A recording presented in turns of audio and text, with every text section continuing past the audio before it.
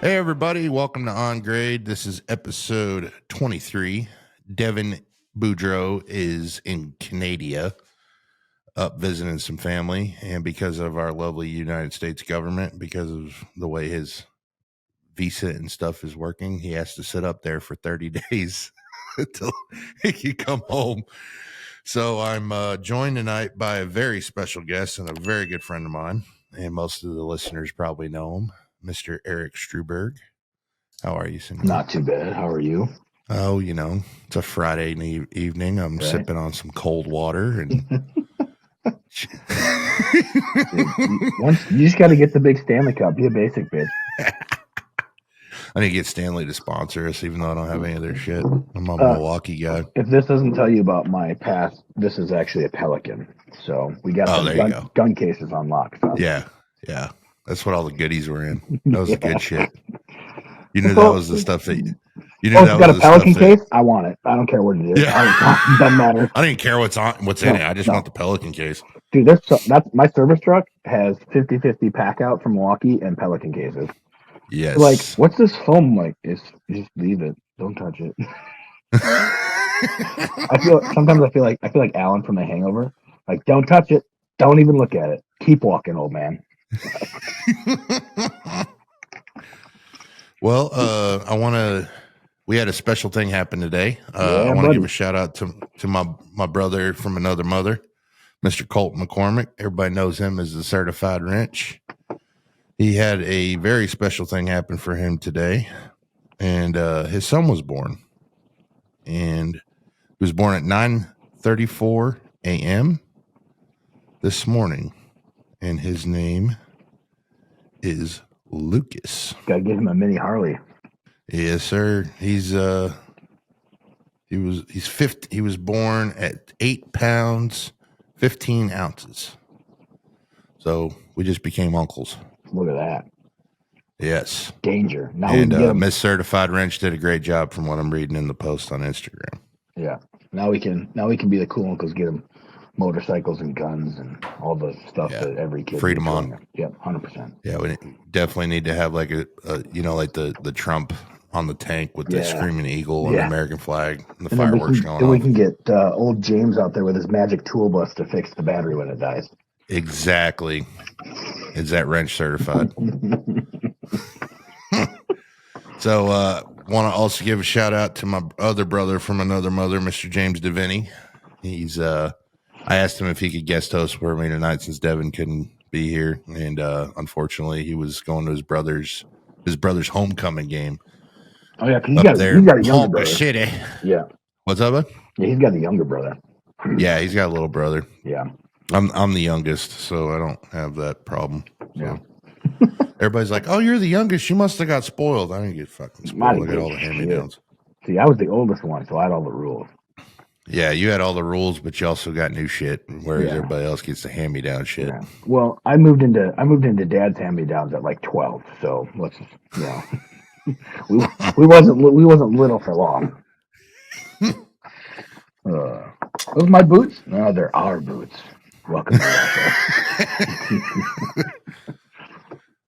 So, Eric, let's tell everybody your story, man. In which I know it's a pretty incredibly badass story. So I don't know about that, but start your intro, man. So tell us a little bit about yourself. So I'm a heavy equipment mechanic, for lack of a better term. I was in the Army for a while, and then whatever. Went to college. when I took advantage of the fact that they let me go to college while I was in the Army, so my degree is probably surprising. I have a bachelor's in public administration and political science, and I have a minor in applied mathematics and economics. And then when I was getting ready to get out, I wasn't really sure what I wanted to do. I know I didn't really want to do anything in politics, but the equipment kind of always fascinated me. Being a small town in Wisconsin, born and raised, John Deere was everywhere. I mean, it was just farm country. And John Deere offered, they call it like the CSP, which is like the Certified Service Program. And it's kind of like a helmets to hard hats thing. So John Deere was like, hey, we'll give you access to all these online classes. You take them, you pass your test, and we'll guarantee you an interview somewhere. And so I got online and started burning through classes. And like, as soon as I was queued up, they're so short for text that they're like, you're hired. Like, we don't care if you have certs. We'll train you here. We just need people here. So I started a small like farm, like egg and turf shop, and working on all of their diesel farm equipment, and then like skiddies and compacts and like the big wing mowers. And I started cruising through the certifications and taking advantage of all the training they had. And then I moved up to a construction only site and started working on like the yellow iron. That's kind of where I really dug my teeth in, because that company had a lot of funding for training, and the CSP pays for all of my training. So for the first 2 years that I worked for them, they paid for every class. So I went, like, my first 7 months there, I was gone probably 1 to 2 weeks a month out of state going to training. So I went from not knowing anything to having capstones, or like the master certifications, in every piece of construction equipment except one, in under a year, which was awesome. The downside was you learn a lot really quick, and everybody just assumed that once you had the capstone that you were like the dude. I'm like, I might be certified in graders, but I can tell you right now that I could not grade a parking lot. I don't know how any of this shit works. Like, I know how to troubleshoot it, but like, you don't really know, you don't have a lot of time wrenching, because I was gone for training. So coming back, the expectations were a little different. But it was good to get the training. And then when I left John Deere, I had like 900 or 950 John Deere accreditations. So a few. Um, and I moved from there to Volvo Mine Group. So Volvo equipment, which is just a different shade of yellow with some fancy orange handrails. Um, and what I learned quickly there was the mine world is very different than the construction world, in the sense that they have no budget for repairs. They want it done now. They don't care if you drive 12 hours and they pay double time on a Sunday, because for every hour that machine's down, they're losing significantly more money. So like, when we used to go up, we'd work on any of the mine equipment, but like, I cut my teeth in a PC 4000 shovel, which is a fairly large piece of equipment. I had to go up and repair one of the cylinders, and that machine was losing them like $60,000 or $65,000 an hour. So me and three other guys drove our service trucks all the way up to Virginia, Minnesota, which was like a 3 or 4 hour drive. So three service trucks, three service techs. Everybody had every part we could possibly need on the truck, rolling dirty because we for sure didn't scale. And we got up there and we're like ripping this thing out and getting it swapped out, and we got the thing done in like 3 hours, like completely pulled, resealed, rehosed, refitted. And the amount of money they lost while the machine was down for 6 hours total, because 3 hours to get there, they didn't even look at our bill. They just gave us a credit card and said, swipe it, run it for whatever. Like, we don't care. Just, go get a hotel or whatever, we'll pay it. But and that was cool to see, like, kind of the different level. Unfortunately for that, it was non-union. And I've been kind of playing with the idea of union. I didn't know much about them, but after looking at the pay scales, I was like, union seems to be the ticket here. So when I left, I went to a union company for like a $10 an hour raise. And then on top of that, I got my pension, 401k, all the union health benefits that were covered. And that was, especially because I have kids, the benefits there were big enough that's what sold me on it. The money was nice, but the benefits and the package is what got me into the union. And now I technically work for Manitowac Crane, in one of their subsidiaries that does service, but now I work on my company will whore me out to anybody that wants equipment repaired or trucks. So I kind of work on everything. Like, this morning I worked on a trailer, and this afternoon I worked on a wheel loader from Cat, and next week I'm in the Dakotas. But I work on any crane that Manitowac makes. So Potane, which are tower cranes; Manitowac, which makes crawlers and tower cranes; Grove, which makes crawlers, carryalls, deck overs, all terrains, which are like telescoping. So like a 6300 GMK from Grove is a 265-foot boom that can lift 360 tons, which is a lot. If you don't know cranes, that's a pretty big truck that drives down the road. Yeah. But we also deal in pal fingers, which is what you're going to see on 99% of service trucks. The big knuckle pal fingers, which are getting popular in cities because they can pick up stuff on the road. But yeah, anything telehandlers, JLGs, genie lifts, which is cool, but it definitely presents a new challenge every day because, I might have worked on one JLG, but tomorrow I go work on an Ultra Boom that I've never seen it before. I mean, it's all nuts and bolts at the end of the day, but how the systems work, especially now that everything is so tech driven, that's really where you have to learn. But yeah, it's been cool. It's cool to kind of see how far I've come in a relatively short period of time of wrenching. But you have those days where you're like, man, I don't know shit. Like you get out and you're like, clicking the monitor, like, yeah, it's broken. I have no idea why it's broken, but we're gonna dig into it. And then there's some days where they're like, hey, can you weld this? I'm like, easy peasy, let's burn it. Hey guys, I hope you're enjoying the episode, but I'd like to take a minute of your time to talk to you about today's sponsor. Are you a GIS professional, land surveyor, or construction professional looking for the best in surveying equipment, software, and service? Look no further than AGS Inc. AGS Inc. is an authorized dealer for Topcon and Sokia surveying equipment dealer and EOS aerial mapping products dealer. With a supply store in Grapevine, Texas to serve the DFW Metroplex, Central Texas presence, and a corporate headquarters in Houston, Texas, AGS has you covered. Stop by and experience the AGS Inc. difference today. At AGS, it is a service after the sale that counts. AGS is the proud sponsor of the On Grade podcast. On Grade podcast listeners, give these guys a call if you want to talk about bringing precision surveying, layout, drones, GPS, GIS, or 3D scanning spatial technologies to your company. Thank you, and have a great evening. Back to the episode.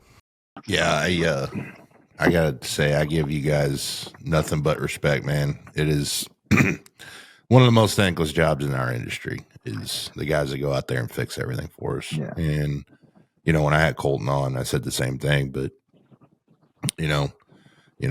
Black Flag takes care of all my stuff.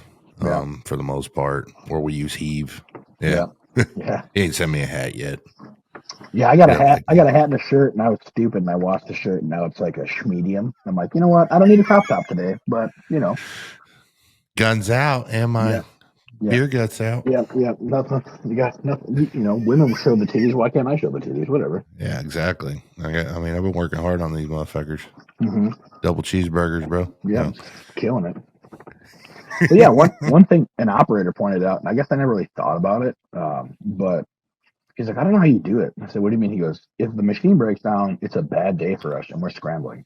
That's all you deal with. You don't ever go to work, and it's just like this smooth ride day. I'm like, well, thank you for pointing that out. You are correct. Thank you for reminding me that every day is a shit show. Like there's some days you're like, I got to burn, I got to weld up a boom and I got to weld this on. And like welding days used to be like, I couldn't weld that well. And now I've done a lot of classes and certifications and it's better.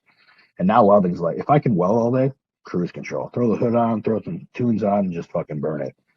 But without fail, you'll be welding something and you're like, well, that's fucking broken too. Shit. You tell me like, yeah, just tear it out. I'm like, all right, I guess we're doing a final drive today. So that's a cool plus. But so let's clarify something though. Yep. You are a mechanic welder. Yeah, I am not a welder. I'm a no. I want to tell the listeners this because everyone that's ever pipelined has dealt with a fucking welder. Yeah. And those guys are fucking Casanovas. Yeah. Oh, your bail hole is not dug with the steps exactly one by one. They want steps. Oh going my down. God, dude! Hey, bro, you see that orange thing with rungs on it? It's a ladder. Fucking throw it in the pit and go. Yeah, dude, go down there and tie the shit in, man. Fucking shit. Now, don't get me wrong. There's a ton of them that are complete badasses. Like I know a ton of them. Right, and like I got buddies out there, like in Dave up in Canada and Danny down in Arizona, like.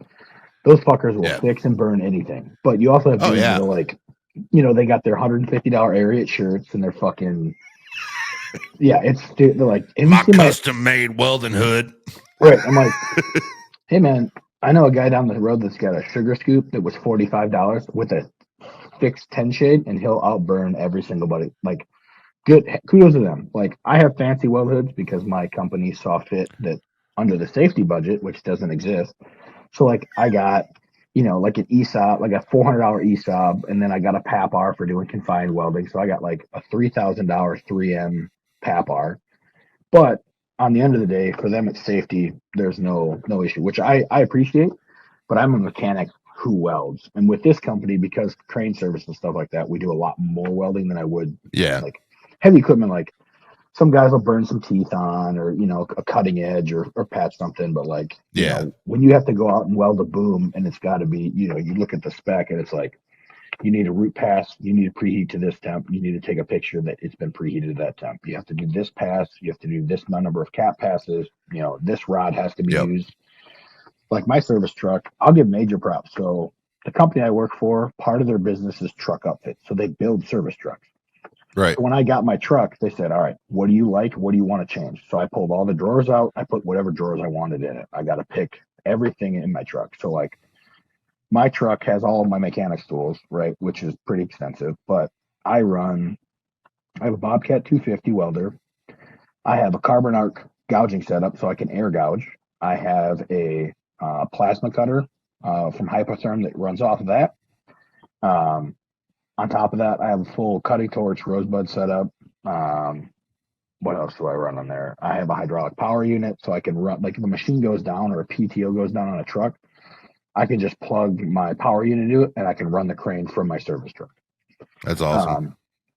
But, I have that. I also have a rod oven on my truck. So my truck has anything that I want except space. That's kind of a prime necessity. Yeah, I noticed now you don't hardly see anybody running like the Millers anymore on the trucks. No, so welders. I have a Bobcat 250 on my truck. That's what it came with. But yeah, a lot of the trucks down here, it's the same thing. They're all running the Bobcats now. They're not running the Millers anymore. Nope. Well, a Miller's made by Bobcat. Bobcat's a Miller, yeah. So, but I'm looking to upgrade my welder so I can carbon gouge bigger stuff because I need more than 250 amps. So we just priced out Lincoln red face. Yeah. I'll tell you what, you might have that digital screen. There ain't nothing like a Lincoln. Okay, man. I don't know if you heard, but I weld. Yeah. Oh, I couldn't tell from the pipelining truck that the Denali on 26s. Yeah, I see. I noticed it in the parking lot, man. It's right next to the other 75. Hey, man, that welder weighs 4,000 pounds, man. That's why I got to drive a dually. Yeah, that and your ego. So my buddy, man, he's my welder. He comes out, fixes all our stuff. Yeah. He drives a F-250. Doesn't even have a flatbed. He's got a custom bed that he built himself, but it's a 250 single wheel. Yep. He hauls around a Lincoln red face just like everybody else. He's got his oxygen tank on there, his gas on there, everything. It's welded, built. He's got it all set up. Yep. He told me all the time. He's like, it's a 96 7.3. Like, he's like, I built this truck. Like, it's badass. It's the nicest truck everything on the road. I need. You're right. Yeah. Like, yep. What's funny, because the guy that used to do line boring for us, everybody's expecting like either the pipeline truck or like this big fancy rig.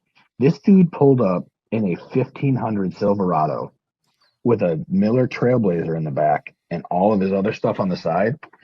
Mm-hmm. He'd come out and he could rebore fucking anything. And he pulled up on site and people were like, what are you here for? He's like, oh, I'm the line borer. They're like, where's your stuff? He goes, it's in the bed of the truck. So where I got good at welding was being in coil, doing coil tubing in the oil field. You have to know how to weld. Yeah. So they make everybody from the day you start there. Like if we're not doing anything, we're in the shop. They make they have you welding. They have you burning rods. Like so, I learned how to do TIG, arc, and wire feed because that's the three they normally use, depending on what you're welding. But if you're welding actual pipe, and I don't TIG. We have a guy in our shop that does for some of the aluminum stuff or the stainless stuff, but like I don't TIG. Well, I have a suitcase, but the suitcase runs, I can run regular core, I can run flux. Yeah. Flux is kind of where all the truck stuff's going now for rigid. Like you get the same level that you would on stick, but you get it on, basically a big metal glue gun. Man, the guys that do the arc welding, man, like I watch their videos and they're like freaking artists, dude. They sit there and well, yeah, like you see you see some of the TIG art, and it's funny because like there's a lot of really great guys. Like they can be some great art, but they don't weld structure, and the structure guys can't do this. And but then you run across a couple guys like Nate Bowman, for example. I think on Instagram he's a weld scientist. I met him at Con. I've known him for a while. He actually lives up with my parents in Oregon, and he's like the Lincoln guy. Like for he works for a weld department. He comes up with solutions. But like he was out at I think it's L&H machining, and like you think you see big stuff, and they're machining like a sprocket pin that's like 18 inches, and that's one of 40 that's in an assembly. But he's out there and he's got a laptop plugged into it, and they're building these presets for these machines so that like when you run that thing, there's no adjustment. You plug a flash drive in, but they do presets and all this other stuff. And it's a really cool thing to see because like when I first started, I was like welding, like you see a stick weld, you're like crank it up hot and fucking burn it. Like, and there's so much more to that. I'm having technical difficulties. My apologies. It's all right. Everybody gets nervous. Little performance anxiety. No big deal. I've never podcasted before. This is my first episode. Fucking rookie moves. Fucking rookie. Yeah. Go get us an fucking exhaust schmuck. sample. Yeah, fucking schmuck. Hey, go get some blinker fluid. Oh man, can you give me an exhaust sample? Yeah, absolutely, man. Go get garbage bag. Can you go get the pot? Hey, go get the pipe stretcher. Yeah. When I was working oil field, that one was always that one. Dude, go get the pipe stretcher. The best thing I've seen is we sent a kid for that. I think it was in an oil field. And I shit you not, I've never been more impressed. The kid brought back a pipe expander for tailpipe. I was like, I mean, to be fair, like all right, go put it back in my truck wherever you found it. I'm like, shit. I'm like, damn. Dude, my favorite one to get, and it's always the new guys, because they have their hard hats and they're like sitting like this because they're not adjusting. I'm like, hey man, do you know what sound two turtles fucking makes? And they're like, oh no. yeah, I know I'm like, this one. Gotcha, bitch. And you just fucking dome as hard as you can. Oh man. I got one dude because he was at the rail yard and he's wearing a green vest, which for CP, green vest, if you're under a year, you get a green vest and you have this shiny fucking hard hat. But what I didn't realize was that if you're a yard director, you still have to wear that your first week. So the rail master for Minneapolis rail yard, which is like the second largest yard they have anywhere, was wearing that. And he showed up one day and I was like, hey, do you know what sound two turtles fucking makes? And the dude behind me's like doing this. I'm like, fuck that. And he's like, no, what is it? And I domed this dude. He's super salty about it. Didn't say anything, just got salty and left. He comes back in the next day and they're like, hey, you're going to meet the new rail director because, you know, you're our on-site resident, so we're going to go through this. And I walk in, I was like, and of course, he's got his hard hat sitting on his table, and you can see where mine just fucking scuffed the front of it. He's like, good to see you again. I'm like, today's the greatest day. I am so happy to be here. This is such a great customer experience. He was cool about it, but like he had it like sitting on his desk, and there's this big orange scuff for mine because I have one of those lift hard hats, the orange ones. I got one too. It's like I walked out, and the guy's like, "Hey, remember when I told you not to do that?" I'm like, "I remember. I didn't listen. I remember that part pretty vividly." Yeah. So this is the shittiest thing about becoming an owner that no one knows. Once you stop being the self-performing owner, like you get that point where you're in the office all the time and shit, and you got to come to the job site. And you remember we used to make fun of those guys, like the guy we saw that was clean and shit. And you're like, that guy's never done shit.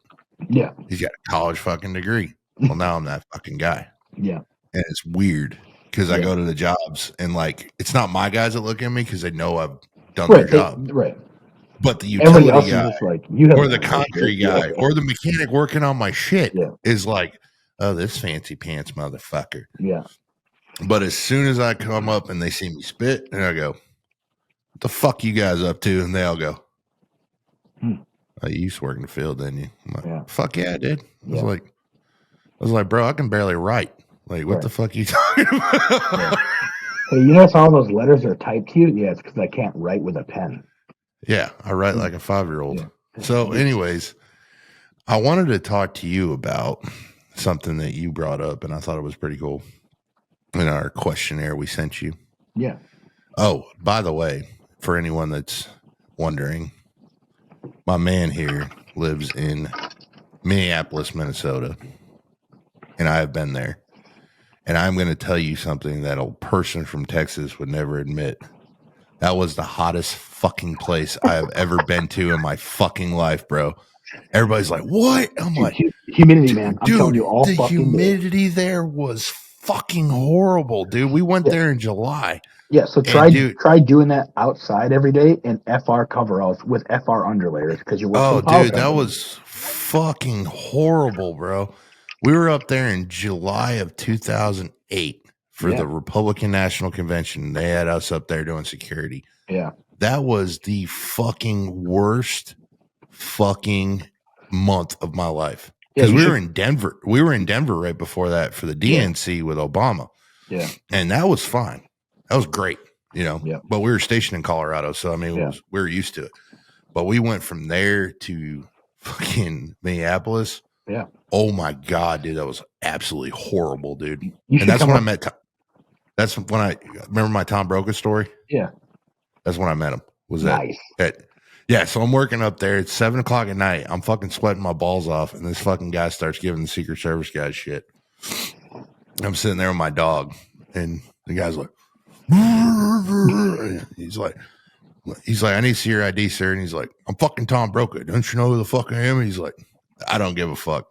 Does his face look like he gives a fuck? You could tell me that you're anybody. I'm still gonna ask for an ID, son. I'm still gonna check your shit, bro. Yeah. But you should actually come up and visit in February. It's much cooler. Oh, I'm sure it is. My buddy's up there. About 140 degrees cooler. Yeah, my buddy was we went to high school together. He was based out of there for a while. He flew for Delta. Yep. So now he's gotten moved to Atlanta, but he was at Minneapolis. Yeah. So he told me all the time he'd come down when he had days off. You know, their schedule's always crazy, but when he would be in town, he was like, dude, it's either balls hot, humid as fuck, or it's ice cold. There's just no in between up there. You get like 3 weeks per changing season where you're like, this is not so bad. Yeah. So like right now it's 98. So we're having a cold front because it's been 112 for like the last 6 months. So it's so this morning when I got up at like 4:00, it was like 52. And then when I got to the rail yard at like 1:30, it was 94. And it was going to rain, so it was just muggy as fuck. And that's not an uncommon day in this type of, like, you can, this is I wear a hoodie to work season, and then I'm down to, like, my sleeves are rolled up. My arms are all burnt out because they're all fucking, doing dumb shit.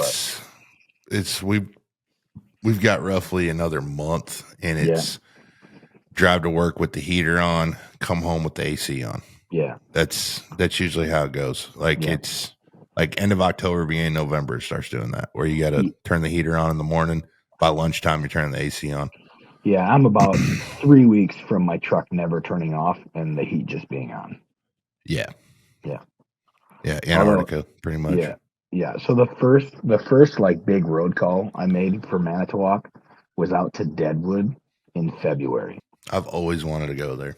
It's super cool. Not ideal for work, but like I got out there and it was like -32, and with the winds, they had reports of like -60. And I walked out, and in like 30 seconds, my beer was white, frozen. I was like, oh man! I like poked it, and a chunk fell off. I was like, all right, so we're not going to touch the beard anymore for the rest of the time that we're here. So you want to hear about a freaking crazy rivalry that I did not know existed until I joined the Army. It was pretty freaking hilarious. One of my boys that was my roommate in my barracks was from Deadwood. Mm-hmm. The other guy was from the Badlands. Yeah, they don't like each other. I did not realize, same state. Yep. They hate each other. Yeah, and they could not get along with each other. No. It was hilarious. I was like, dude, you guys are from South Dakota. Like, you both sound like Canadians. Like, why the hell can't y'all get along? Yeah. And they're like, and Clinton was from Deadwood, and he'd always be like, fuck that motherfucker. Fucking Badlands, stupid motherfucker. Yeah, they fucking. Yeah. I mean, I'm going to get some shade for this, but like South Dakota has a cumulative IQ of like 12, and they still split hairs over like who, like, you're the dumbest. I'm like, no, you're the dumber dumbest. I'm like, have you heard this conversation that you're having right I've now? never Like, been to South Dakota. I've been to North Dakota, that's cool and too. yeah, it wasn't much better. But working up there in that area, everybody that was working up there though was from somewhere else. So it Yeah, it's was, oil field. Like you go to an oil field, yeah, people are like, oh, you were in the Dakotas. I'm like, yeah, nobody's from there. no, no. I mean, And usually Texans are there for about one rotation. They're like, I'm going back south. I'll deal so with the winds in West Texas before I'll deal with this bullshit. I was on a North Dakota crew for a while, but I got sent from Colorado up there.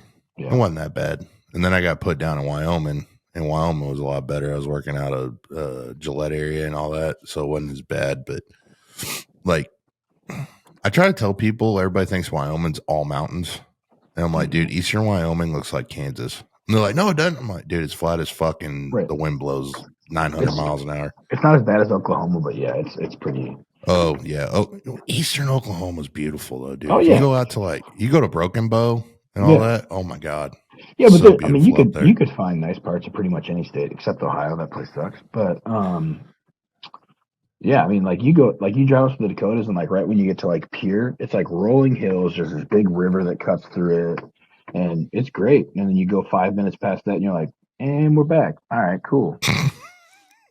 We went to we went up to Iowa a couple years ago with John Deere, and you know how they got the farm fields like all around their training center, Yeah, and all the Davenport. farm guys are up there working and stuff. Yeah. Well, they had the new 850Ls out, so they were Yeah. letting us play with them up there, and all the guys were like, "We're getting ready to go to Arizona," and I'm like, "Why the fuck didn't we get to go to Arizona?" They're like, "Oh, well, you guys are the last class that's here," and we're like, "We got fucking gypped." Yeah. They're like, I'm like, is it by Tanaja Hills? They're like, yeah, it's right next to it. I'm like, Yeah. oh, of course. Yeah. Yeah. I used to live in Arizona. I know exactly where that's at. Yeah, John Deere's It's got way us proving, prettier. yeah, way better. Yeah, John Deere's got us proving grounds like fucking an hour from Cat's proving grounds. Yeah, they're right next to each other. What's funny because they'll both get all of the competitors' equipment at the same time, so there'll be every piece of equipment known to man 1 hour from the other place. It's like, you guys didn't want to just like play the swapsies game. You guys had to get like two of everything. All right, cool. Yeah.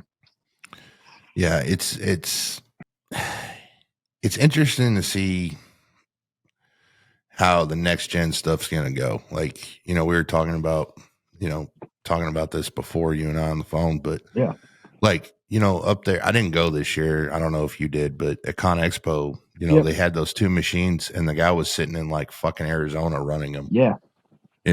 And he was running both of them at the same time.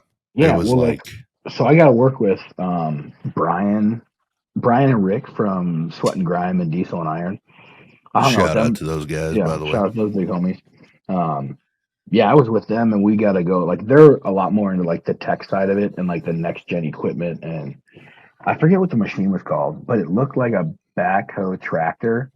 But there's so many, you can run the whole thing from a remote, but you can like rotate the boom to the side of the cab. And like the guy was like opening beer bottles with the remote because he was so like super cool. But we walked past the, used to be Doosan. Now it's like Devalin or Devolin or something like that. Doosan rebranded, Daewoo. right? Daewoo. Is it Daewoo? I think it's Daewoo, isn't it? No, I think it's like Devalin. Wait, hold on. That's why we have a computer. What's it? What's the thing called? Yeah, Devalin. What did it used to be called? Doosan. It's Devlin North America. Develon. That's their rebrand. Pronounced Devlin Construction.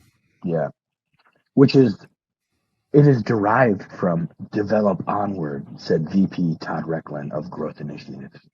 They still can't build. They still can't build anything but excavators. But that's fine. They had a dozer with no cab. It was all like, I saw that, and that can be run anywhere in the world. So, and they can run it automated, like some of the John Deere farm stuff's going automated. So you could essentially have a dude in a booth somewhere running all of the dozers at once to get everything on grade and whatever. And obviously you'd probably grade check it afterwards. But like people talk about that side, and at least from a mechanic side, they're like, oh, they're getting rid of our jobs. I'm like, you think implementing technology is going to get rid of our jobs? Because what I'm seeing is I'm about to do a lot of fucking work. Well, I didn't know the finals were low. I bet you didn't from Arizona, but the finals were low in North Dakota. So we're now putting new finals on this machine. Like, yeah. Well, it's there's a give and take with it. So what's going to end up happening is you're going to lose the operator. right, The operator's not going to be there anymore. You're right. still going to have an on-site representation though, because the Absolutely. general contractor, guess what? He's still going to have an asshole sitting in that trailer out there Right. with the air conditioning on, Yep. bitching about the job ain't going fast enough, even though there's fucking robots out here doing the shit night and day. Right. They're still And going like, to bitch that we're not on schedule. there's going to be So different people in different roles. There's going to be more roles of one or the other, and you know, it's going to be a lot more maintenance yeah, side of it, probably. I think the other thing too is you're still going to probably have one guy that's sitting on the job just making sure the shit don't fucking malfunction and start killing people or something. well, right, but crazy like shit.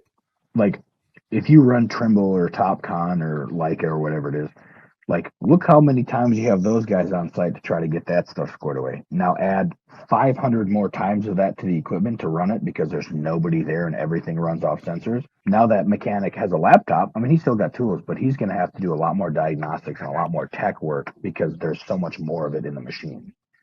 So the thing that cracks me up is we can go put a fucking, literally think about this. We can go put a baby bulldozer on Mars and control the fucking thing from here. Yep.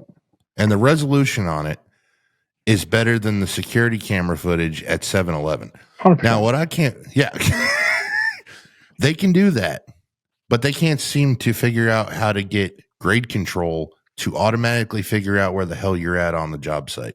Yeah, you have like, to still build a model. right, You you're still like, have to do this northerly, easterly bullshit. I'm like, how is it we can do all this other shit? right, My cell phone can tell me where the fuck I'm at, right, but your damn $40,000 fucking head can't tell me where I'm at on the job site right. unless I Like, localize it. right. John Deere puts those locator pucks. They're like, hey, this rental machine is in this parking lot in this parking spot. Okay, Right. so where's this grade control? You're there somewhere, man. What? Yeah. Yeah. I mean, it's like it's insane. And then you got to have a fucking wiring harness. You got to have this on it. You got to have this on it. And like, dude, we've changed 3 wiring harnesses on our 2 dozers in Right. 3 years. Right. And heaven I'm like, forbid that somebody leaves a fucking head on one of those fucking masts and somebody clips something with it. You're like, oh well, shit. hey, better bust out them 5 fucking racks, son, because I I'm swear to gonna God, do it worked better in the old days. I tell everybody that. I never had GPS go down when it first came out, first started getting popular, and we had it, dude. We never ever had them go down like this. Right. Yeah, in the afternoon, it was kind of a game. You knew in the afternoon you didn't do any kind of finish work, Right. because you knew it wasn't going to work. Right. So you got we always built the jobs that way. So we'd get all our hard work done in the morning that we had to have on grade and hand off. And then it was we'd fucking rough out. Yep. Yeah, we do rough-ins in the afternoon and then final grade in the morning because of satellites. It was just the way the satellites were. They didn't have a lot of them back then.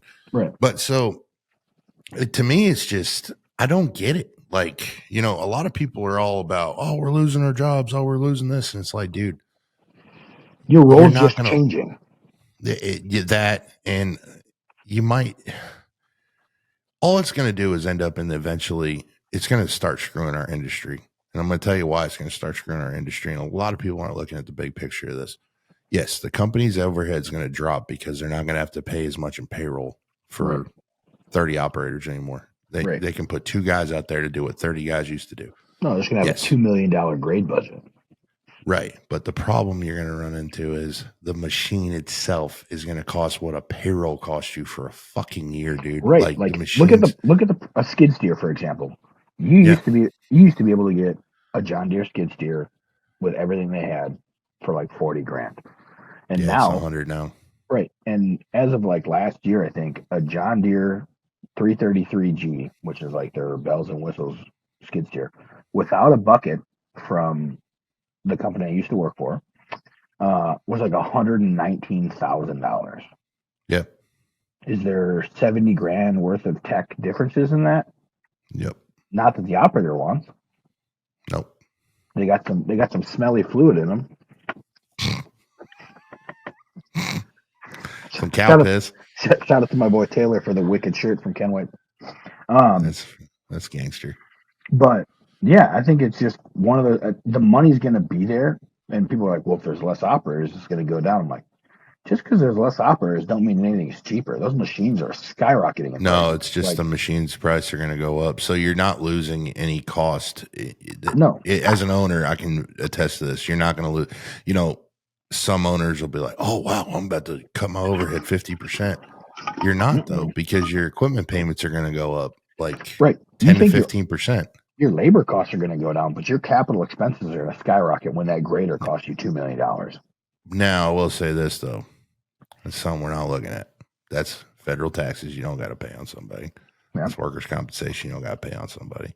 Right. So I mean, it does kind of give Right. and take on that. Right. So now I'm not advocating that we need to do this. I'm a former operator. I came from that Right. world. You know, I'm the last guy in the world that wants to lose operators because honestly, I think the blue collar world is the best world there is. 100%. And so, you know, I'm never going to jump on the whole bandwagon of corporate mindset of larger profits. Right.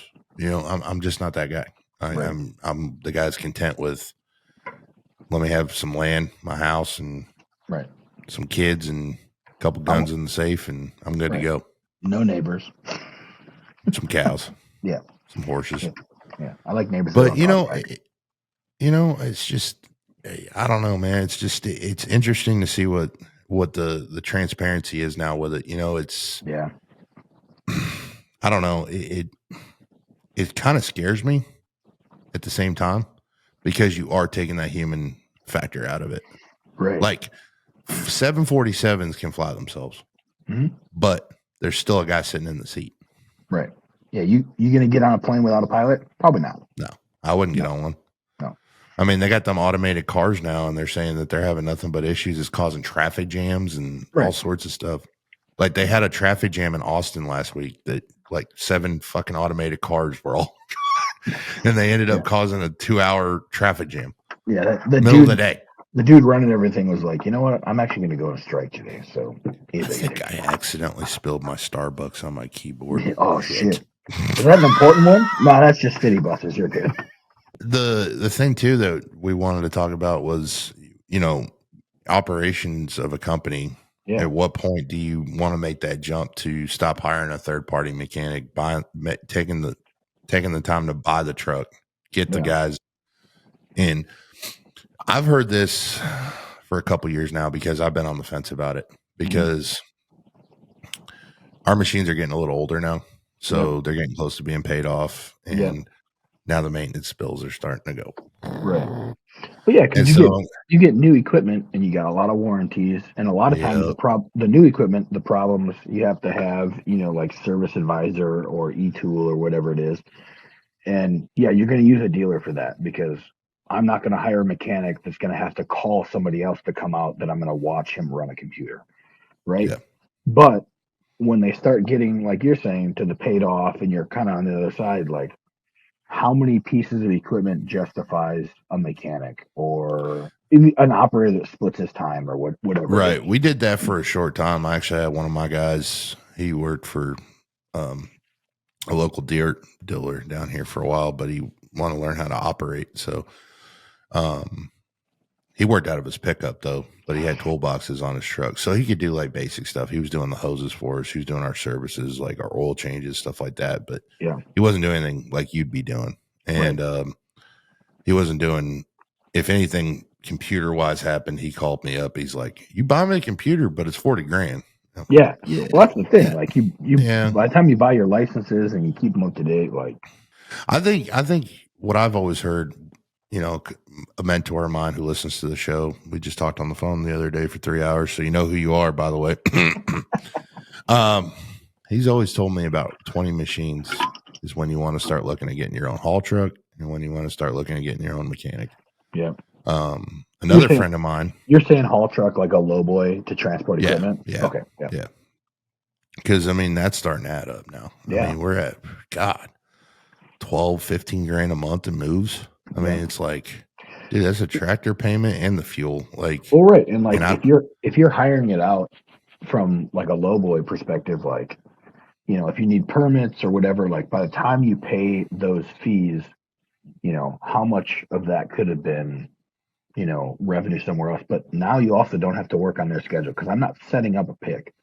Right now, I Yeah. got a guy that can drive it, and if you need to make an adjustment en route, cool. If you can stop off and grab something else, Well, you're not having to hire another service and schedule a different time. right. You know, and it's unfortunate when you're in my shoes, you got to have 4 or 5 guys on speed dial because one guy might not be able to get to it, Right. or, you know, the truck's broke down, or, Right. you know, something's going on. They can't get to it. Death in the family. They're not Right. running today. I mean, Right. so you got to maintain like 4 to 5 different companies to haul for you. It's the same thing with dirt, you know, trucking, running dirt. I mean, you got to have 4 to 5 different trucking companies you use because it's just who's going to be the best price that day. Right. So it's just, it's always a give and take. And I don't know. I'm learning the more and more I do this job that the more you can get internally yourself, Right. you control your destiny better. Right. And your margins are better. But that's the key. You got to have capital to do that. So Right. you have to have the capital to go buy that truck. You have to have the capital to go buy the fuel truck, to put the 10,000 gallon tank in your yard, to buy a yard.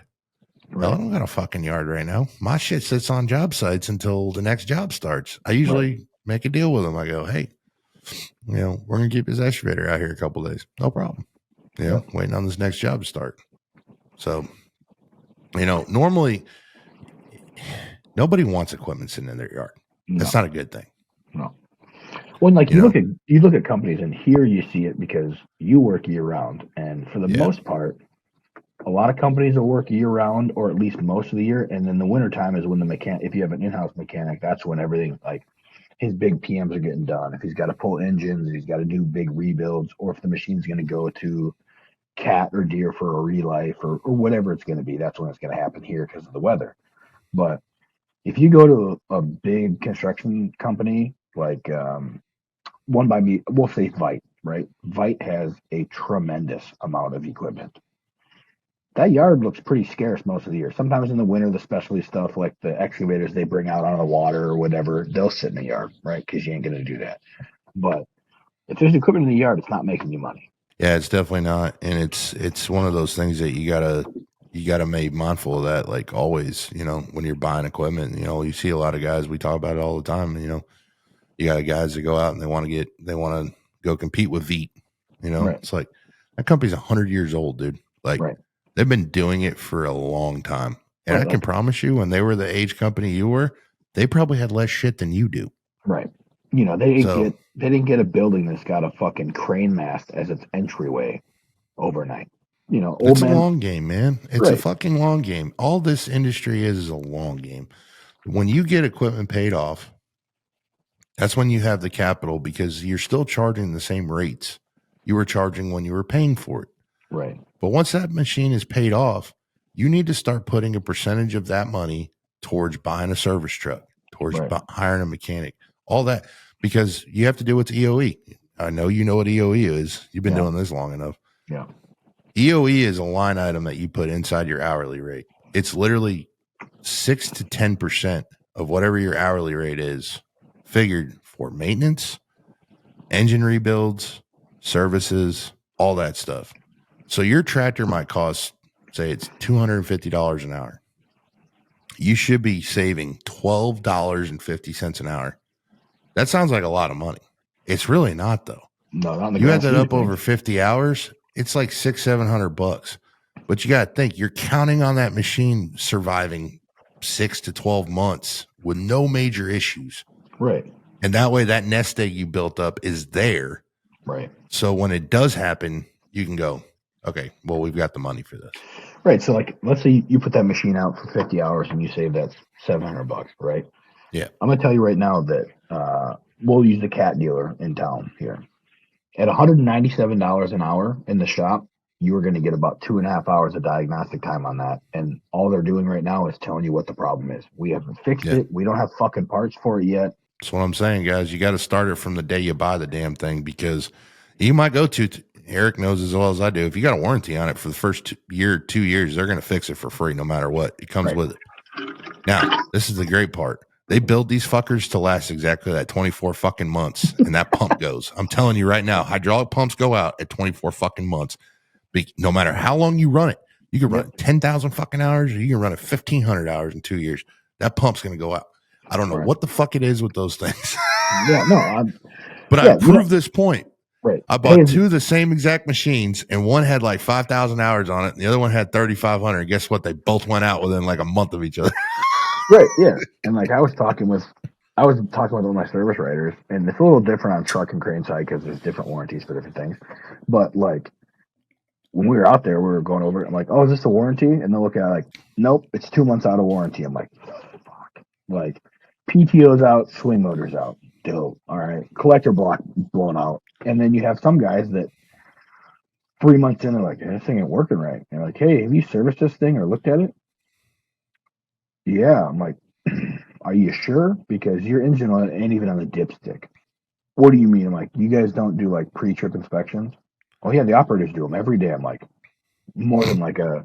So like when I worked for a little bit. I worked for a construction company as their in-house guy, and so because I was tired of these guys, they just fucking their pre-trip was a fucking check in the box. So I'd red tag their fucking dipstick, and it said, "Find me." You know how many of those I found at the end of the week? Every single fucking one of my originals put in there. One guy's like, "Oh, I thought you meant to leave it there." I'm like, "You thought I meant to leave the red tag with my name and phone number on it on there on accident on your dipstick?" Yeah, good plan, man. So Tommy used to, I love this man to death. He used to sit in his truck when everybody showed up in the morning. Mm-hmm. And he'd bring out coolant, he'd bring out hydraulic fluid, he'd bring out motor oil, and he'd bring out towels and his air compressor and all that stuff. And if it was your first day as an operator, he'd only tell you this one time. There you go. Check all the fluids. Clean your windows. Clean out your cab. Yep. Go to work. And I remember it was like my third or fourth day there. He had hired me and another guy. And the other guy didn't start right away. And guy walks up. Tommy just bought this brand new D6. And he goes up there, opens the side compartment, pulls the dipstick out. Doesn't even pull the oil off of it. Just puts it back in there. It's good. Opens the side door for the reservoir. It's sitting on a hill like this. Mm-hmm. And I'm like, it's not level, dude. You can't tell if it's full or not. So, of course, the way it's sitting, all the hydraulic fluid's like, on that side of the dozer. So, oh, man, it's over full. How long you been an operator? Oh, I've been operating 5 years, blah, blah, blah, blah. Okay. He goes up there, fires it up. Doesn't even let it warm up, dude. Just fucking lets her eat. Just fucking rips it, dude. It's middle of January, dude. Like, it's cold out, And security, he just baby. takes off, man. And I think it was like 3 minutes later, Tommy's on the CB because we had CBs in all our machines. And you hear Tommy on the radio. Like, take it up the front. You done. 3 minutes, dude. That's all it took. That was back when people gave a shit, though. I mean, it's just. So I've noticed. I'm starting to sound like my dad. I joke about it. I'm telling you right now, it's funny how that shit fucking works. Yeah, I joke about it, but it's so fucking true. Like, and this wasn't that long ago. Like, everybody's like, oh, that had to be 20 years ago. No, it was like 8 years ago. Right. Guys gave a shit. Like, I think it's funny, like. I see machines now and how beat up they are, and I'm just like, yeah. No, what was this machine? Right. 3 years. I'm like, bro. Beat the fuck. Seats tore up. Yeah. Fucking shot, dude. Counterweights are fucking ripped off. Like, fucking seats got holes in them. I'm like, how do you get this many holes in a seat? Like, yeah. Are you fucking in this thing? I mean, well, it's funny because, like, and I've noticed it. I noticed it a lot more when I worked for this company. If the machine isn't necessarily assigned, but let's say fucking Tim runs the excavator for grade. If Tim is the guy that runs that machine every day, it's always taken care of. But if Yep. it's machine number one that you fucking grabbed the key fob for or whatever it was, and that's the one you're assigned to, and nobody give a fuck. Well, it's somebody else's mess. So what? You're a fucking add to it? Like, I went to one machine and he's like, oh, I don't have any AC. All right, well, I'm gonna check that filter because I bet you it's plugged as a motherfucker. And I opened this cab up and garbage poured out of this machine. It was all fucking, Red Bull and Rockstar cans and shit like that. And I'm like, nope. And I came back and the guy's like, what do you mean? I'm like, that guy can go clean that machine out. He goes, it's not that bad. And he looks in it and he just lights this kid up. Apparently the kid had been running for a week and nobody checked on it. And that thing had probably had like 25 empty cans in it. There's food wrappers everywhere. I'm like, me fixing the AC ain't gonna fucking fix shit, especially if all the shit's fucking blocked. And that was kind of that was like the defining factor when I realized like the age thing there. I mean, there's definitely old dudes that don't take care of it, but like I've gone to job sites where the expert, like you get in it, the cab is spotless, and you look on the back, and it's like 2 series old of paint. You're like, whoa, this machine doesn't even have after treatment on it, and this cab looks like it rolled out of the dealership. You guys are like, yeah, don't get my cab dirty. I'm like, well, I'll do my best now. Yeah. But yeah, it's weird to kind of see, at least from my perspective, because I see different machines all the time. But like, if that 60-ton National is fucking Gary's, that cab is clean. The cab is clean. The truck, like, we don't fuck around with that shit. Yeah, we assign our guys' machines. So you go up to any one of our machines, like I'll get in one of my guys' machines once in a blue moon, load trucks or whatever. Yeah. And when I get time. And I'll never forget it was a couple months ago. I had to go run the blade and Rigo had gone to lunch. And I'm running the blade and I get done and I put a steering wheel up for him because he's old school. He didn't want the joystick. So I bought him one with the steering wheel. And he comes up to me about 10 minutes after that. And I was getting in my truck and I was going to eat. I brought my lunch and I was eating. He comes up to my truck. He goes, you smoking my cab? I was like, no, I'm not smoking your cab. He goes, okay. I just want to make sure. I was like, maybe my clothes, because at the time I was smoking. And he goes, okay. I says, bro, I've been working with you for 10 years, dude. I was an operator under you. I know not to smoke in your cab because I'll tell you what happened. 2015, I smoked in his fucking Cat 140 M. We were working at our old company together. And we went to lunch. And Rigo's about 5 foot fucking tall. I'm not even kidding. He's a short dude. Like, he's stout though. Airing that seat all the way up. Hey, this dude grabbed his cooler out of the bed of his truck and fucking chunked it at me, dude. Like a big old Coleman fucking cooler, dude. Chunked it at me. And he's like, don't ever fucking smoke in my cab again. You're like, okay, dead fucking serious, dude. Yeah. Dude. And that's why when we hired him, I was like, everybody's like, man, he's a fucking bad blade hand. I said, that dude tells you he wants Windex, go get him some fucking Windex. That dude's gonna keep his shit clean. Like that's just how he is. Like and like I think that, and it's different for everybody, but I think it's almost like a generational thing. And there's obviously anomalies to all of it, but like guys that are my age, some of them take pride. Like if you give fucking Tim a brand new machine, Tim's gonna take care of that machine. But if he gets a beat up one, he doesn't have the pride to keep it clean and beat up on the outside. He just like, well, fuck, the outside looks like, what the fuck should I take care of this part? I'm like, I don't know, man. Like, and it goes back, like some of these companies, you could tell, like, who's a good one? There's a couple companies, contractors in the cities. When that job site's done at the end of the day, every machine is parked perfectly.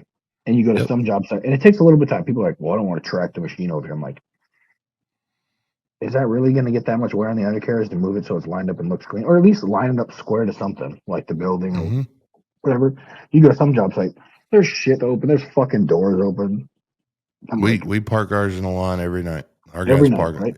And it shows, it's culture. Like, right, it's culture, but it's also a billboard because your machine's out there with your fucking name on it, and it looks that much nicer. And I'm like, oh, they take a pride in this shit. Versus you go to a job site and there's a skid steer with the blade fucking cockeyed up and the cab doors open, or the fucking windows are open. I'm like, there's a guy that's down the street. I don't know who it is, but Steph can tell you. There's this guy down the street doing a job right now by our house. Every one of his windows are blown out. They're like 90s cats. Nice. Dude, they're enclosed cab machines that don't have any fucking doors, windows, nothing, dude. Like, I'm like, and they got to have 20,000 hours on them. I mean, they look rough. Dude, it's like And when you like, go to, he's been on the job. They've been parked out there for like a month, and they finally just started working today. And I'm like, I see why you got such ghetto shit, man. Like, you don't get to work. Like, right. they got a trench dug today. Nice. Yeah. I'm Killing like, it. yeah, they're murdering it, bro. Like, they stripped the site, and there's still grass on the ground. Yeah. Hey, that's on grade, man. So is it on grade with the grass up, or if we roll over it? We graded the site already, man. It's got grass on it. Yeah. Did you borrow a rake from the baseball diamond, or what's your grade here, man? I'm not really sure. But yeah, it's funny. You know, like you go to like some of the they're like the mine sites. People are like, well, they're always missing. Like, well, they don't stop. First of all, and secondly, they're not messy. If you go on one of those big mine shovels, you'd be fucked up to find them messy because those machines cost millions of dollars. And if the owner walks out by chance and he sees fucking McDonald's wrappers in that cab, he will fuck your life up. Mm-hmm. Yeah, and I mean, you don't hear about guys getting fired in the mines. Like, it's just, you know, I've met one mine operator in the entire time I've been operating equipment. The only reason he got out of the mines was it was just too hard on his body. Yeah. He was a D10 operator it beats out you in to East fuck. Texas. Yeah, doing all the overburden cutting. And he fucking said it. He's like, dude, I loved it. Absolutely loved every fucking minute of it. The money was fucking amazing. Yeah, you want overtime? Bet. Yeah. He said, but it just beat the shit out of my body. And so he came home and he runs a dozer. He ran a dozer for us for a couple of years. Now he's retired, but his twilight years he finished with us. And I talked to him all the time about it. He's like, he says, you know, it's a different kind of work though. I says, what do you mean? He says, it's not about how many yards you're moving a day. It's are you fucking keeping that fucking mine running? That's all they give a shit about. He says, it's not, I don't care how many yards you. Right, the numbers line up, but what they care about is that thing, the machines and the crushers and all the processors, like that motherfucker needs to be fed. Like, as long as you're feeding it, they don't give a shit. Like, if I can see the bottom of the hopper, we have fucked up colossally somewhere. Yeah. But I will say that the roughest machine and I don't run machines by any means. I'm not an operator. I just fix them when they break. The roughest machine I've ever run was one of those fucking cat self-powered scrapers. Like, that's the only machine I've ever kept my fucking hard head on, because those old leather seats with the big coils, you're just fucking getting rattled dog shit. I'm like, I might piss blood after this shit. Like, I feel like I just went round in the fucking ring. Robert and David and all them told me stories about back in the 80s, them running them fuckers fucking 6 gear wide open. Dude, oh, just wide open, just fucking cut. Yeah.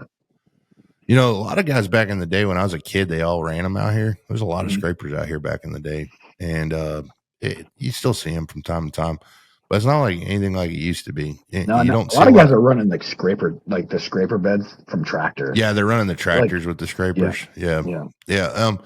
Like, we got that one company from California out here, and they run 657s out here, which everybody's like, well, you got those out here. I mean, you're not moving that much dirt. It's just they do warehouses with them.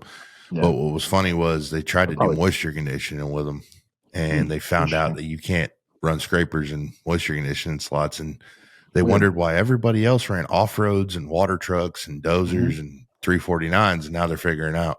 Yeah. Oh, I see why everybody else does that. Well, because we've been doing it a while. That's why. This machine might be paid off, but it's paid off in not doing what I needed to do. I know, we had this John Deere scraper tractor that came into Deere, and they're like, this fucking thing's all broken. So they shared, their scrapers were communal. So when the tractor, they found metal in the filter. So John Deere tractors use one hydraulic system. So what feeds your machine is what feeds your attachment. So these dipshits found metal in the hydraulic filter, and they disconnected the scraper, which is also contaminated, and they plugged it into the other tractor. And I went into the computer because I could see presets. I'm like, out of curiosity, what were they running? These motherfuckers ran dual K-Tech scrapers at 15.2 miles an hour. I'm like, there's your reason right there on why this thing fucking imploded. What do you mean? That's fast as fuck. Like, you are zooming at 15 miles an hour. I don't even know dudes that run 15 miles an hour when they're doing fucking any of the tilling and tillage for fucking fields, let alone running scraper pans. Like, you're out of your fucking mind. So we did a hydraulic cleanup for $89,000 and a new pump for 40. That's why you go get a 631B and run that bitch wide open. She'll Right, handle it fucking all let day, her, baby. let her eat, baby. Go get that 657 with the dual motors, dude, and fucking rack it out. Let's go. Right. This thing's got 3 speeds. Here, there, and fucking gone. I don't know if you heard, but I'm a scraper operator. And the only thing I know is that pan drops and it goes up and it goes fucking fast. In between, I don't give a fuck. You see this lever right here? We go wide fucking open or we parked. Yeah. You got gears in there? Nah, them gears is to get me to there. Yeah. I got go, really fucking go, and fucking gone. Right. You can always tell the dudes that just fucking let them eat. There's just fucking black clouds as far as you can fucking see. You're like, all right, dude. Well, he's getting after it, man. I used to love that shit, man. When we were living in Colorado because, you know, a lot of jobs up there, they still run pans. And, you know, you'd be out there we'd be out there fracking or something or doing coil, and you'd see the fucking neighborhoods they were building out east by the airport because a lot of the oil fields are actually by there too. And you'd see them out there with them scrapers, man. We'd be sitting on the well site watching them, dude, fucking sitting up on the sand movers or whatever. Motherfuckers would be rolling coal, dude, just fucking hauling ass, dude. And you're like, God damn, what the hell are they making out there? Yeah. We have, there's one crane company, I'm not going to name him, and he's a good buddy of mine. And he was out there the other day, and I went to work on one of his trucks, and I turned the thing over, and I was like, He's like smirking at me in the window. He goes, it's lighter. I'm like, I see that. I see that you selectively remove some weight there. It's like a 2022 Pete, and that thing rolled coal coming out of the fucking yard with this fucking 50-ton on the back of it. I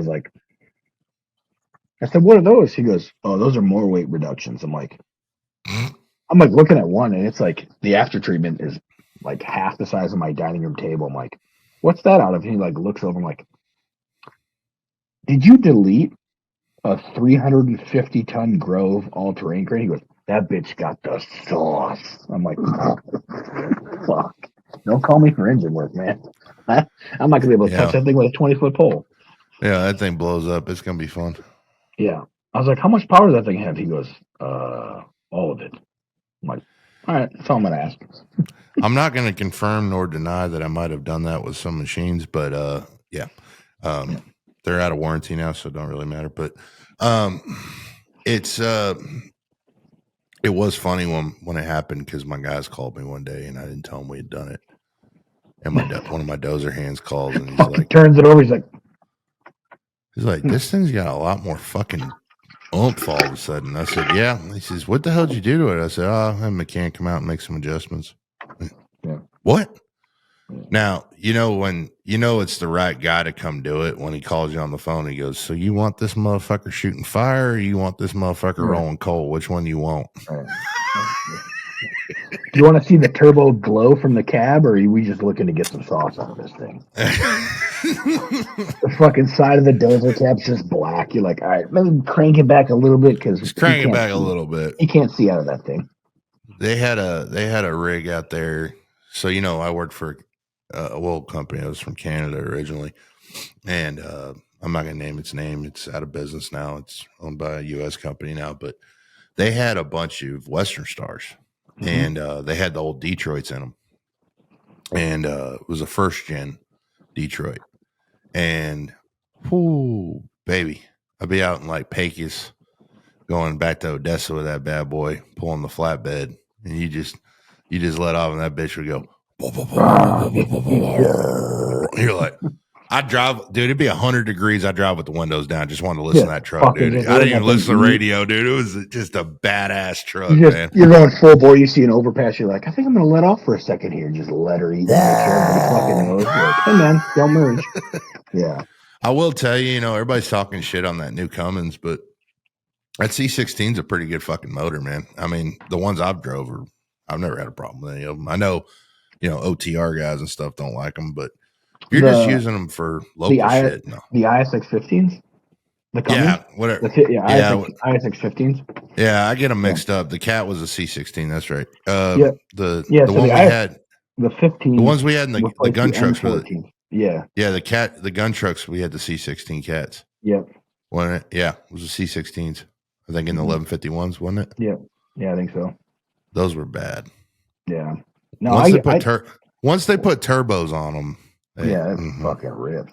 Yeah, that was funny. Like, we had this company, and they had a 40,000 pound electromagnetic crane on rails in a box car or box truck. So the Cat truck had like a baby cat in it, like no sauce. Well, then you go behind into the box, and there's a pre-mission C15 in there with a cooling system because it had a hydraulic system for the crane. This cooling package was 6 foot by 8 foot with a metal 440 amp powered fan. Like, the fan ran off of the genset. Big old metal fins. And the one guy was looking at him like, I would stay away from that. It will not care. Promise you that. I think I had a picture on my Instagram where I was in it, and it was like -30 out. And that thing's just howling. I'm in a t-shirt down to my fucking jeans in this -40 weather because that fucking box just got so hot. I was like, oh, I bet, man. Yeah, I remember, doing frack and stuff, and those Cummins that they had for the frack pumps, man. Those things fucking wicked. Oof. Yeah, you'd be rolling through there at night, and you could look up and see the exhaust just glowing. Fucking you were glowing. Yeah, the thing's running like 2,300 RPMs, 2,500 RPMs, and it's just singing, dude. And I remember thinking, like, you see some big stuff in machines, and Cat has bigger engines than Deere in their machines. And then I started following Keldon. He was on the crew with board for a while, but he did electric power generation. And you see some of the engines in that thing, you're like, is that triple turbos? He goes, yeah. I'm like, what? He goes, yeah, they make the sauce, man. It's like a whole Conex shipping containers, one genset. Insane, dude.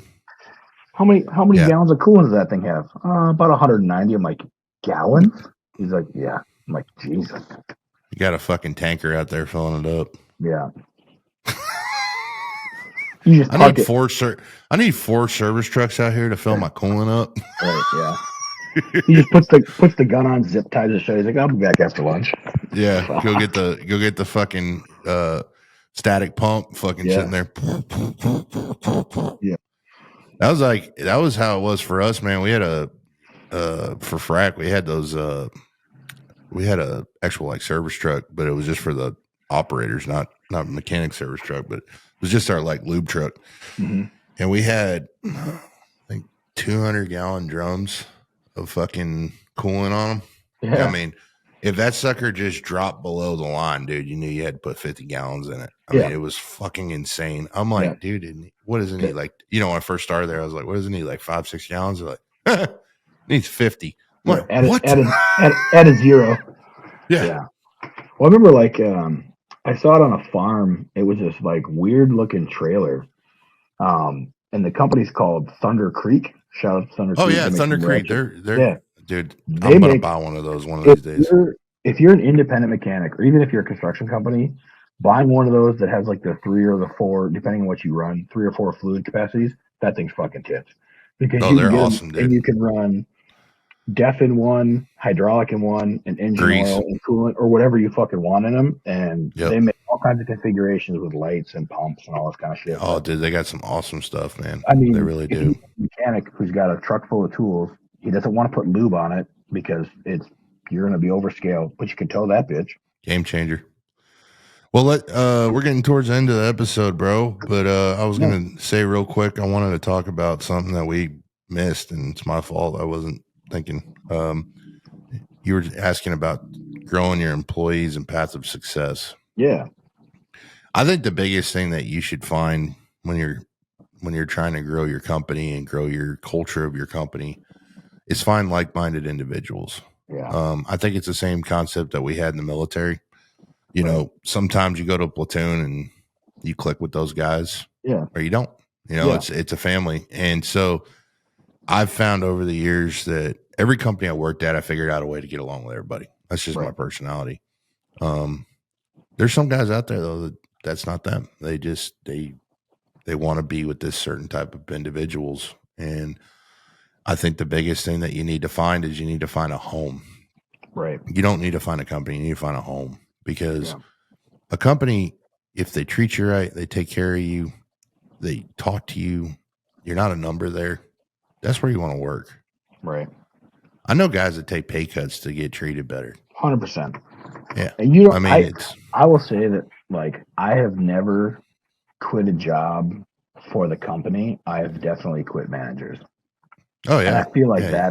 that's like one of the big things is you can teach anybody to wrench. I'll stick right for a second. I can teach anybody any skill set, but what I can't teach is a mindset and an attitude. If you come in and every day fucking work sucks at fucking 6 a.m. when you roll through the gate, I ain't gonna fix that. That's a you thing. I can teach you how to fix mechanical problems and troubleshoot shit, but if you have a fucking poor attitude and a shit mindset, I can't fix that. I'm not even gonna try to fix that shit. Like No. that's a 100% you problem. So if you get that young kid that's fucking gung ho and he's got ears open and his mouth shut, or he's asking the right questions, but he knows nothing, I'll take that dude over the dude that fucking butts heads with everybody under the sun, but says he's a fucking super wrench. Who gives a fuck?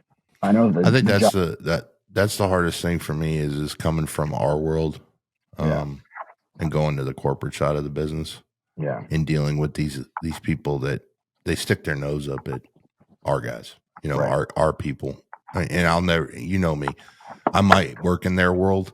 I'm not one of them, No. and I never will be. And I don't care to ever be in their world. Right.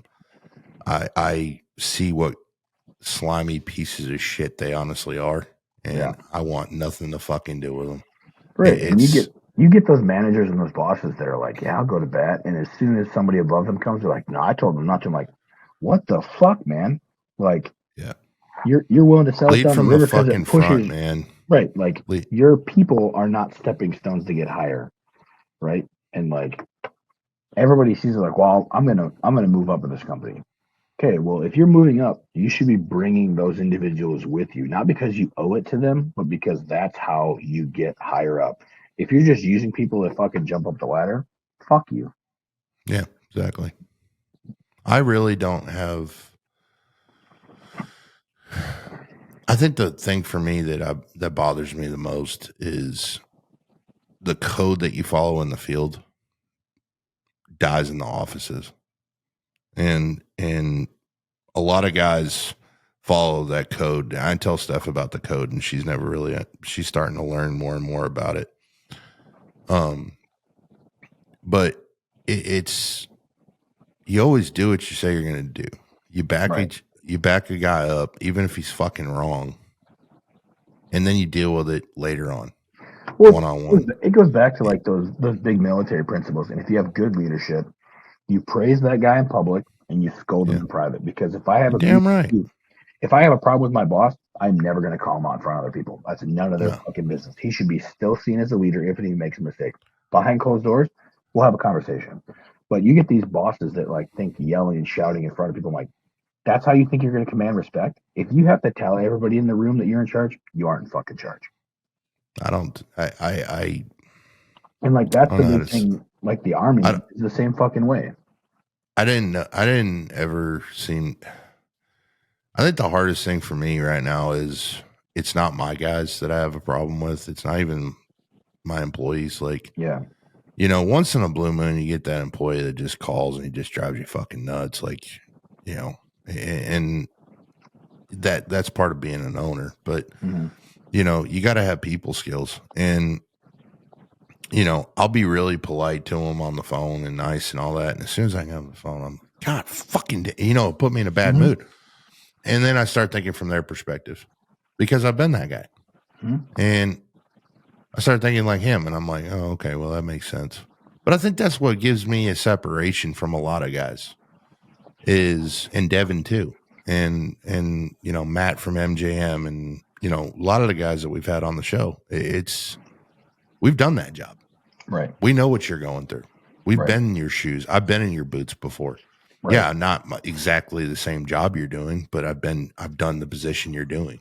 Right. And I've succeeded at it. So there is a formula to it. Right. And it's, well, I think it's the big just, thing is that you take away the stuff you learned or the stuff that didn't work and you saw management do when you were the lower guy. And when you move up, no matter how much adversity there is from the corporate side or the office side, that you maintain your fucking values and you understand, like, I remember when the guy only gave me 5 hours for this fucking job code, right? Okay, well, you needed more time, but you didn't get it. And then when you get up there, you're the guy at bat now. You're like, hey, man, I did this job, and this isn't the right way to do it. mm-hmm. We got to make the margin. Okay, well, you can either make the margin and fuck it up, or we can do it the right way and adjust the time so that at the end of the day, if you build a job for 5 hours and the tech takes 6, you're billing the customer for 5. If you're more realistic, yeah, the customer's going to see a bigger bill, but if the job's getting done right and it's getting done right, the employee's happy because he doesn't feel like he's getting fucked on it. And the customer's happy because his machine is up and running, right? Like, yeah. For me, I think the hardest thing for me is just dealing with dealing with the people that don't understand what it's like to do our job. right. It's understanding what it actually costs to do our job. Right. It's the human factor of that. It's, the guy getting up at 4:00 in the morning and getting in his truck and driving to a job site. It's, the guy driving home when everybody else in corporate America is going home at 5:30 and, they're like, oh, I'm going home. I went to work at 9, and they're driving home and they've been on the road for 12 hours already. Right. And they're getting 8-9 hours at the house and they're turning right around and they're going right back to work. Right. And, these guys, they post on LinkedIn, they're going to a golf outing, or they're going to the clay shoot, or they're doing this and doing that. And they thank their guys by giving them a fucking pizza party. Right. And it's just like, it's so cliche, but it's so fucking true. Like, hey, you and it's like your ass. Here's some donuts. Right, all you're doing is making other people rich. Right. And a lot of people think, as a subcontractor, you're rich. And I'll be honest with you, 99% of us out there, we're not. That's a big cliche. You got these big, huge companies like we were talking about before. Yeah, they've got money, but they've been in business for years, man. They've got decades on you. Right. They got that. It's not like, you obviously have some younger guys that have kind of figured out the equation for their market, and that's fucking great. Like, hats off to them. But all the stuff that people see on social media, like, oh, this, that, or the other thing, and they're, bragging about this. I'm like, social media is a great tool, but most people like to show the wins on social media. You don't see the fucking losses. Like, hey, I fucking tore the machine out and got it fixed. What you didn't see was the 27 fucking broken bolts, the 9 fucking wrenches sent into orbit, and the fact that I've been out here since 4:00 this morning on a job that should have taken 4 fucking hours. Like, that's like me. You don't see me freaking out every fucking Wednesday, figuring out how I'm gonna make payroll, how I'm gonna get Caterpillar not to come repo my shit. How I'm, it's a different fight, but it's the same fight. And or you're begging a guy that's never been in your fucking position before. I literally had a client say this a couple months ago, and I almost jumped across the fucking table at him. I won't lie to you. He said to me, he says, I don't understand why you always need fucking money. And I said to him, I said, I got to ask you a question. He said, okay. I said, what's your overhead a month? He just looks at me like shocked. Like, how dare you would ask me that? I want to know. And he just got real quiet. And I said, my overhead's $250,000 a fucking month. That's just to keep the fucking lights on. Right.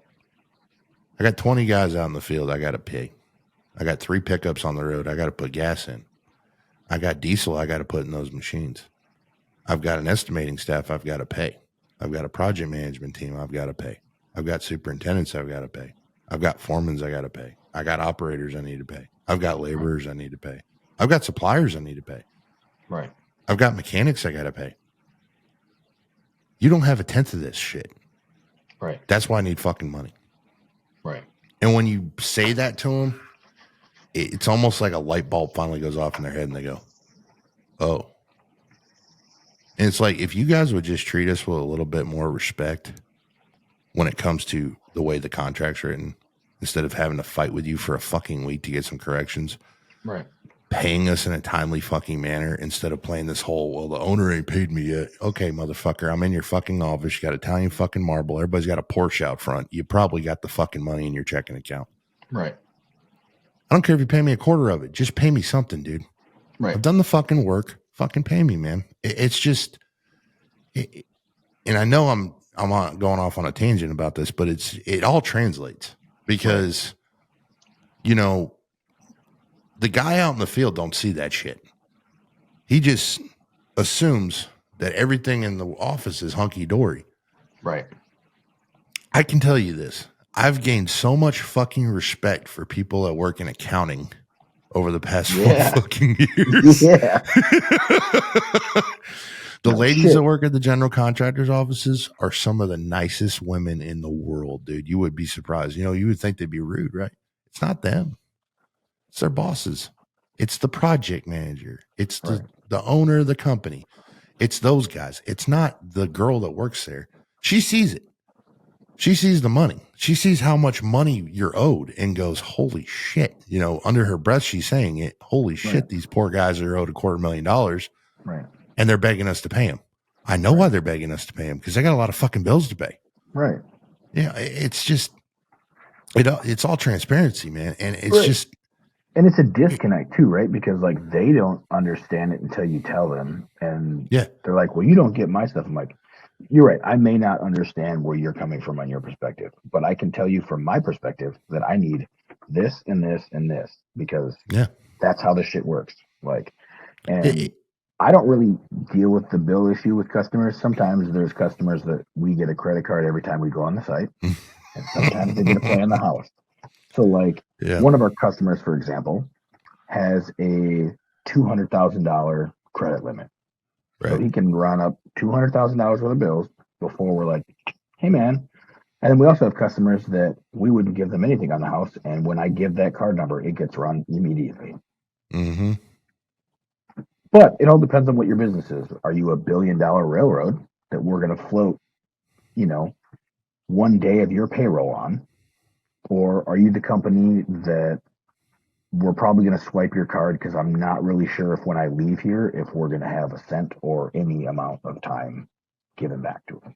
So, but it's all in perspective. Like the owner, you know, of that company, he sees his bills. Well, why is the service bill so high? Okay, well, you have my truck, you have my fuel, you have our technology we got to plug into, you have my time to get to you and to leave you. And then whatever else comes up on top of that. Like, this ain't fucking a charity. It's not pro bono. Like, you're in it to make money. So are we. Like, my company as a, you know, from the service side, like, we're not in this to break fucking even. Like, you're not in construction because you want to break even. You want to make money like everybody else under the sun. We are in one of the toughest industries to get ahead. Yeah. It's a problem, and it's a problem that is not really being addressed. Everyone's doing this. It's going to like a cancer center, and they're treating you for brain cancer, but you have lung cancer. Yeah. I try to tell people that, and they don't get what I'm saying, but I know, brother, you do, because you and I think the same exact way. We brought up the same way. Yeah. You're in the spectrum of it. You're addressing it. Yes. Yeah. You're not though. No, you're not. We're charging close, and guys on TikTok have said I'm wrong about this. That's fine. Maybe your area, you don't do that. That's great. Right. When I got a guy that's 65 years old and sits there and tells me we're charging the same amount of fucking money to do a job now as we were in 1986, and yet the cost of real estate is what, 60 times what it was in 1986? Where the fuck is that money going? Right, exactly. Sure as hell ain't going in our pockets. No. And everybody's like, oh, well, it costs, $1 million to buy a fucking house now. Yeah. The cost of the house was $200,000. Right. They're pocketing 800 of it. Right. Dude, the game is just so rigged. And it needs, I don't know how to say it. As a culture, as an industry in construction. There needs to be a culture shift. But I don't know, from my perspective, because my perspective is limited, I don't know what that culture shift looks like. I don't know. I can't pinpoint what needs to happen. I think it starts with us, though. I think it starts with... I think it starts with us, not even union. You know how, as an employee, you have the union. Mm-hmm. Companies don't have that. No. A lot of people don't realize that. Everybody thinks about, and I get it, and I'm all about it. If you can get those kind of benefits and that thing for you, you know how I feel about union. I'm anti-union as they come, but it's just the way I was brought up. Yeah. But I have no problem with anybody that works union. 2 guys that work for me are union members. Right. Here in Texas, there is no union. I mean, they have one, but it's nothing like it is up where you're at. Right. And it's just mad respect to that. I don't agree with the mentality, and it's not maybe what you do, but I know what operators unions are, and I've met union operators before from up north, and I'm not going to get out and shovel my own fucking tracks when I made the mess. Right. Yeah. And get the fuck out of your cab and shovel your fucking tracks, dude. Like, who the fuck are you? I'll go to labor. Okay. Yeah. Well, his job's to labor, not pick up your shit. Yeah. Like, but that's how it goes up there. And it's crazy. And we're getting off topic, but it's almost like you want to get a unionization for the companies though. Like, hey, this is the rates to do this work. Right. It doesn't matter what company it is. It costs this much. Right. And depending on where you are, like there's a lot of regions where everybody's about the same. They might cut something here or there. And you have some companies, some areas you go and you're like, this guy's 5 times as much as that guy is. Yeah. How the fuck does that work out? And how does that bid keep getting picked? But that guy that's 5 times as much probably has everything he's supposed to have in his bid. And the guy that's doesn't, the guys that are all lower, either one of 2 things is happening. About 75 change orders. They're desperate for fucking work. Yep. They need fucking cash flow. Yep. They don't know any better, which honestly, that's a big one. They don't know any better. A lot of them don't. Right. They think that they need to be on every fucking job in the goddamn state. So they're going to just get every damn job. And I'll be honest with you, some of them are just trying to put other people out of business. Yeah. There's guys out there that do that. That's their MO. They go around, they just try to put people out of business. How petty can I be? Yeah. Pretty petty. I mean, that's what I'm getting at, man. And I know what I'm talking about is not a free market thing. It's not, because that's what makes us, our country so great is we are a free market economy. And I'm not arguing that one bit. But I mean, we should at least get some form of standardization here. It should be close. Right? One, the laws should get better. The laws laws about construction are really bad, man. I mean, like you go into Walmart, you rip a TV off the wall and you walk out with it, you're going to go to jail. And then guess what? You're going to pay. Yeah. You're going to pay for the TV. Yeah. You're not going to get the TV. No. And they're going to put it back on the shelf and they're going to sell it to somebody else and get their money out of it. So they got paid twice for one thing. Right. I don't get paid. I have to sue the guy. I have to file a lien, pray to God that eventually they sell the damn thing, or I can finally foreclose on it and I can get my money. You go to some states, man, you can go to the freaking district attorney's office and file fucking charges on them. I mean, it's just, it needs to be across the board better. It's just, it's really sad, man. You know, you watch a lot of good freaking dudes that mean well, that are doing the right thing, that aren't, cheating and doing bad shit, and they're trying to make a living. They're fucking pay in the end. Yeah, they're the ones that get fucked all the time, man. Yeah. And it's just, I got fucked for following the rules that you made that rigged it. Interesting. All right, cool. Yeah. It's just, as an industry, we need to change some shit. And I'll say that till the day I die. And I'll say that on this show till the day I die or the show dies. I just, it all needs to change. And we need to come together as an industry. And we need to fight. That's all there is to it. Fuck But a lot of guys are brainwashed, man. They think, you know, oh, I'm the greatest fucking blade hand in the world, blah, blah, blah. You can't tell me nothing. Okay, well, I'm just trying to give you some humble pie for a minute, man, because guess what? At the end of the fucking day, you can always be better. There's always somebody better. I don't care who you are, what you do, there will always be somebody better. There's always somebody bigger, better than you. You'll eventually meet them one day, and they'll humble you. Yeah, like that it will.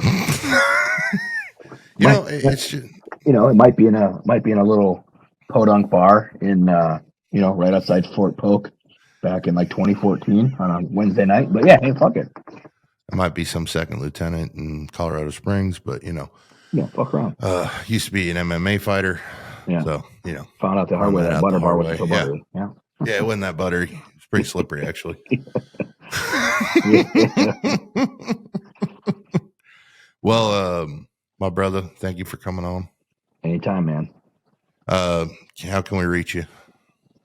Instagram. I think I'm E Struebig or Erik Struebig on Instagram.